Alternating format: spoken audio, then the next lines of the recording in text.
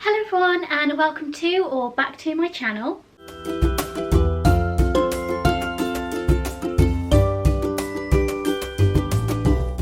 Today I am going to be doing the dilemmas of a Booknerd tag, so let's get into it. First one is book storage. How do you store and organise your books? As you can see, I have a few bookshelves behind me. There are 5 in total. I also have one small bookcase upstairs, and I also have Audible, which I store audiobooks on, and I also have a Kindle. For my Audible account, I usually sort them into what I've read and haven't read, and download them and undownload them depending on, if I've read them or not. Kindle, I have absolutely no way to organise. I don't even know if that's a thing on Kindle. If it is, can you let me know down below? But as for the bookshelves behind me, it's a bit of a mess. I understand it, but I don't know if other people will. So for the books I've read, they are on like these shelves here. And what I have done, I have organised them in the genre they are a part of. So whether that's adult fantasy, YA fantasy, YA contemporary, that kind of thing. And then I organise them into the author. Now for the ones I've got here, these are all my unread books and they are in any kind of order at all. So I do keep my read and unread books separated. And on the bookshelf I've got upstairs, I've actually got all my sequels up there. But they're like sequels that I've not got to yet. So by that I mean, say I've got a book series of 4 books. I've read the first and second book. I haven't read the third or the fourth. The fourth will be upstairs because I'm nowhere near to read that yet because I haven't read the third, and the third will be down here. I have got no idea if that made sense. Next up is tracking. How do you keep track of the books you have read and the books you own? Now, I personally use Goodreads to track my process because I usually take part in their yearly challenge where you set a goal for yourself of books to read. Other than that, I add books on Goodreads if I remember to. I used to be like really good about it and put it on as soon as I bought books, but that fell out of the wayside very, very quickly. And then, as I've said, physically I keep my read and unread books separate. Borrow. Do you lend your books out? Yes, I do. My main rule is as long as the person hasn't damaged my books, lost the dust jacket, anything like that, then they can borrow my books. I lend my books out all the time to my family, my friends. Yeah, it's like having a mini, library. People just borrow them. I don't have any issues with people borrowing the books, but then again, I've also never had any issues with people either not returning the books or damaging my books. If I had, that answer might be very, very different. However, saying that, if I own duplicate of the same book and say one book's sort of like a better edition or a more expensive edition, I will always lend them out the least expensive version I own. Buying. How do you buy your books? So I use various means. I go to charity bookshops, I go to Waterstones, I go to WH Smith, I buy online. Yeah, so all those things. I do also, I don't know if this question is later down the line because I haven't properly read through these yet, probably should have. But I do also borrow books from the library as well. Next up we have comments. How do you read so much?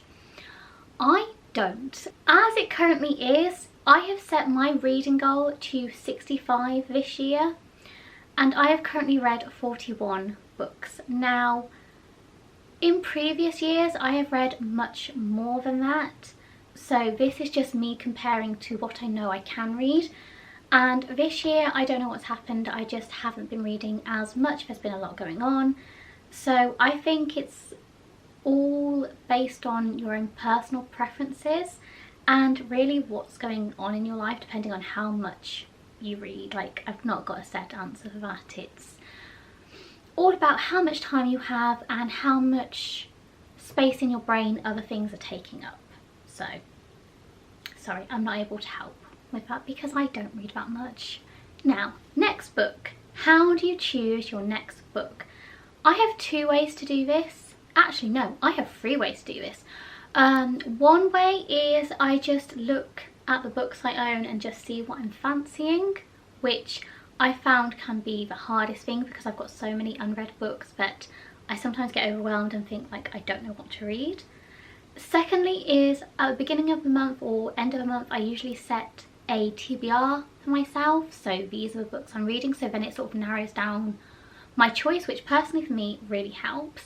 I've also got a third way and I will show you it now. So I have this.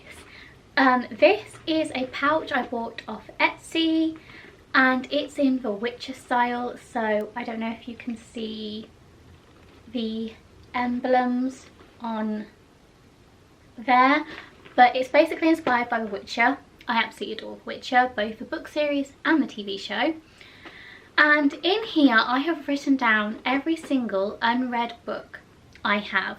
So if I really don't know what to read and I haven't picked a TBR for myself, or I don't feel like picking a TBR, I will go in here and let destiny decide. I leave it up to destiny, I leave it up to fate. What I read depends on what I pull out of here. Next up we have travel. How do you choose which books to take on holiday? This again has several answers. It all depends on where I'm going. So normally I'll try and bring my Kindle or my iPod so I can listen to an audiobook. However, if that month I am taking part in a readathon, then I will select a couple of books from my TBR that I want to read for that specific readathon. Next up is annotate. Do you write or annotate in your books? And the answer to that is no. I want to start annotating so bad. So at the moment I've got a bit of a beginner's fear where I don't know where to start. I don't want to write in a book and screw it up, but I have a couple of books that I kind of have in mind when I want to start annotating. So 2 books I really want to annotate are The Night Circus by Erin Morgenstern, and I also would love to annotate my copy of Good Omens by Terry Pratchett and Neil Gaiman. So next up we have new or backlisted. Do you prefer to read new books or backlisted books? And again, the answer for this depends, because a lot of times I read backlisted books, but again I am also really interested in the new releases and what's coming out.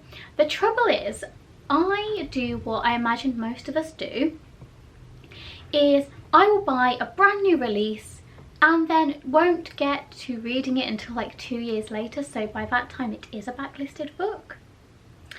So technically I love new releases, but by the time I get around to reading them they're a backlisted book. Plus I do read naturally backlisted books anyway.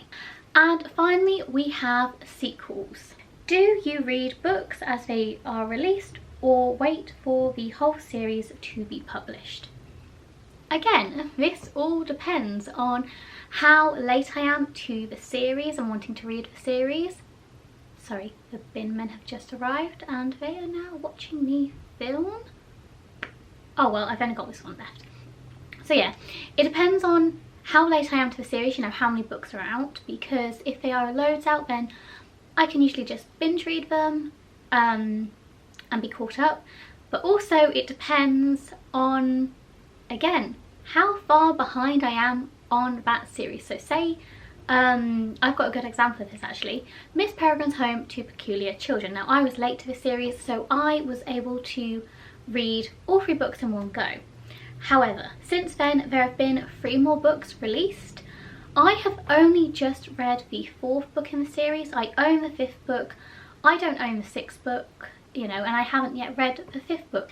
And that is because I just haven't had time and haven't got round to it yet. So again, I don't intend to, but sometimes I wait until the whole series is out, but that isn't done intentionally. Okay everyone, thank you so much for watching this video. I hope you enjoyed it. If you did, please give us a thumbs up. Subscribe if you would like to, And in the comments down below, why don't you let me know if you have annotated your books? If you have, what was the most favourite book that you've ever annotated? Okay, I'll see you later. Bye!